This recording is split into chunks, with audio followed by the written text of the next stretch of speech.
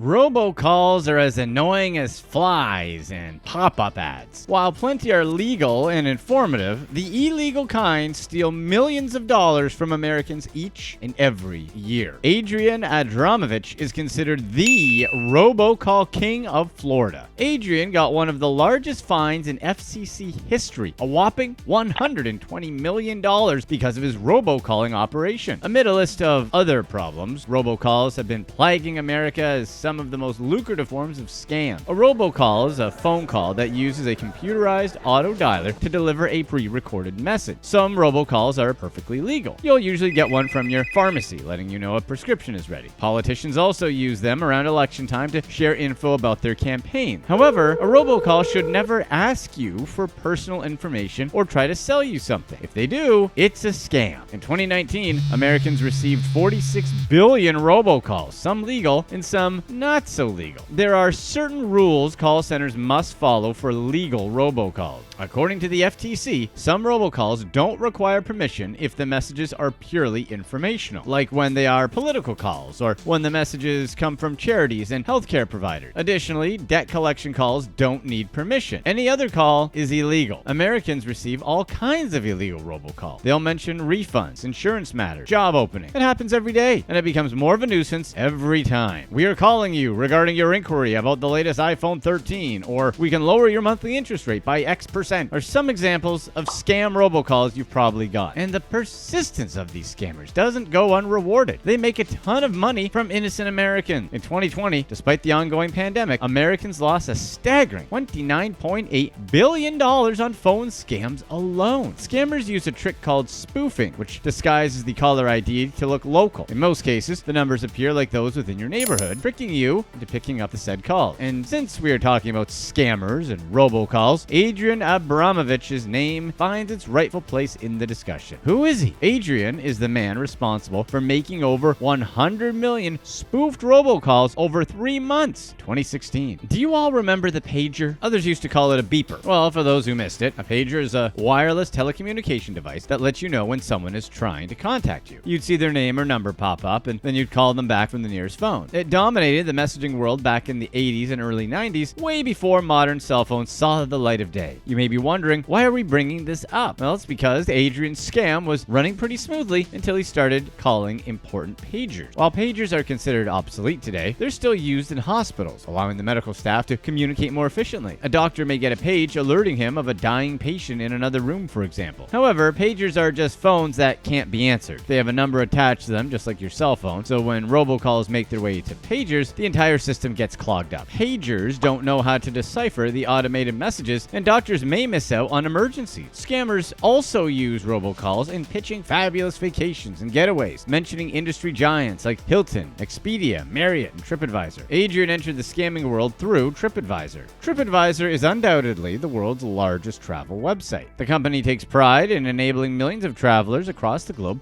to plan a trip and review it after. However, they'll never call you with deals and offer on discounts on vacations. They had no affiliation with Adrian. Instead, Adrian used their image and likeness to further his scam. It didn't take long for TripAdvisor to notice something was up. Brad Young, a lawyer representing TripAdvisor, is in charge of investigating fraudulent activities on the company's website and beyond. Being a company that is supposed to instill confidence in their clients, they were rattled by robocalls hitting 1 million phones and using their name without their consent. It became a matter of urgency for Brad and the company. The morning of October 12, 2015 remains vivid for Brad Young. It was the day he first heard about what was happening.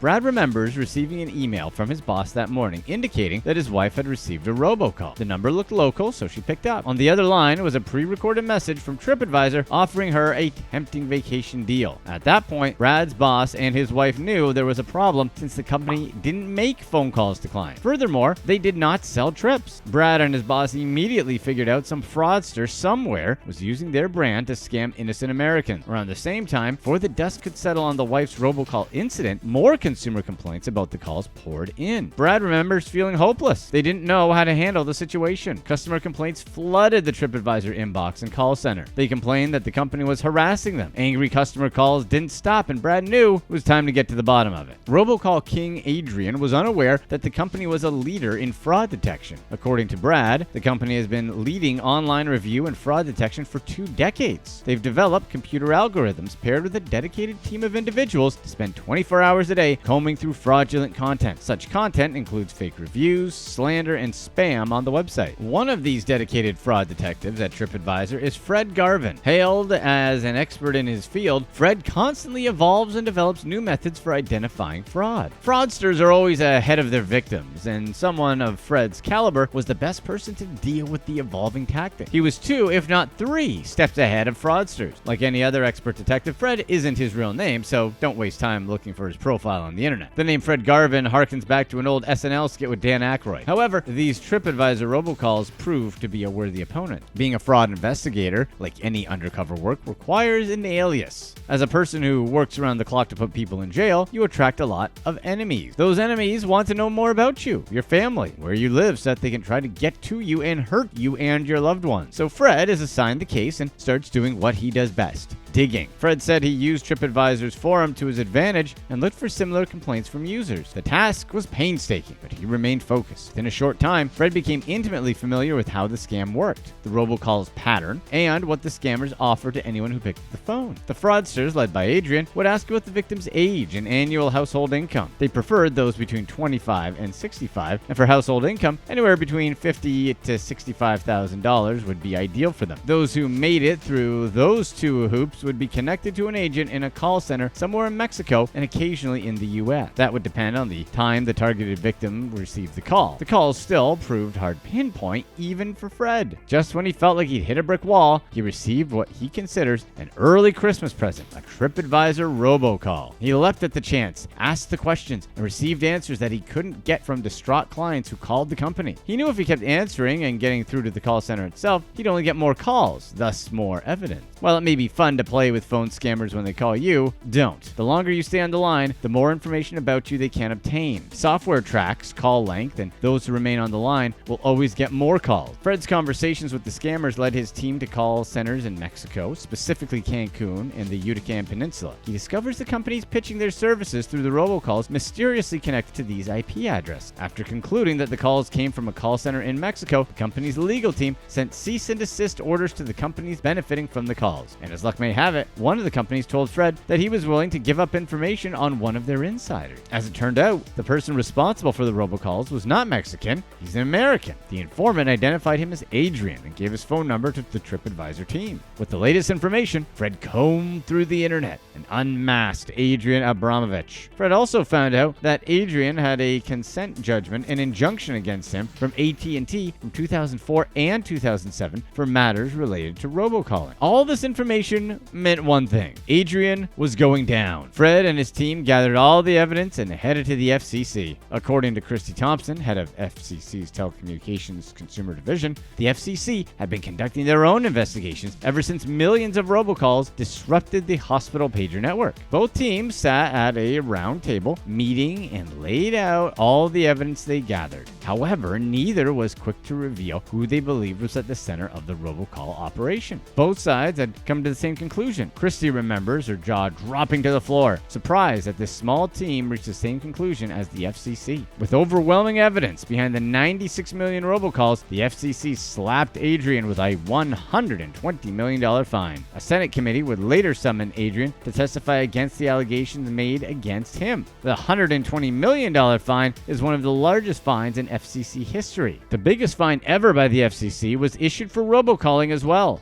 That fine was issued to 2 Texas telemarketers in March of 2021. Alex Palmer, a freelance writer on fraud cases and scammers, met Adrian after the whole saga. Despite his attorney advising him against talking to the press, he granted Alex some of his time and shed light on a few things. Adrian told them he descended from Polish immigrants and moved to Argentina. He also mentioned that he had been involved in robocalling for a while and that he worked from a home office. Adrian told Alex he felt mistreated, saying that he was trying to market legitimate services. In the end, Adrian was was the middleman for the Mexican companies. He was the one who made the robocalls to potential victims in America. While the FCC keeps working on eliminating such problems, Americans can help put an end to robocalling. Apps are available to detect and block robocalls, and most modern smartphones come pre-equipped with the ability to detect scams. They work like the spam blocker on your email, diverting robocalls to your inbox or blocking them entirely. You'd never know you got one. The FCC urges Americans to ignore calls from numbers that they don't recognize, even if they look local. Let it go to voicemail and then call back if there's a message from a real person. Remember, robocalls are only allowed to provide you with free information. Anything that sounds like an offer is a scam. Click here to watch one of these next videos.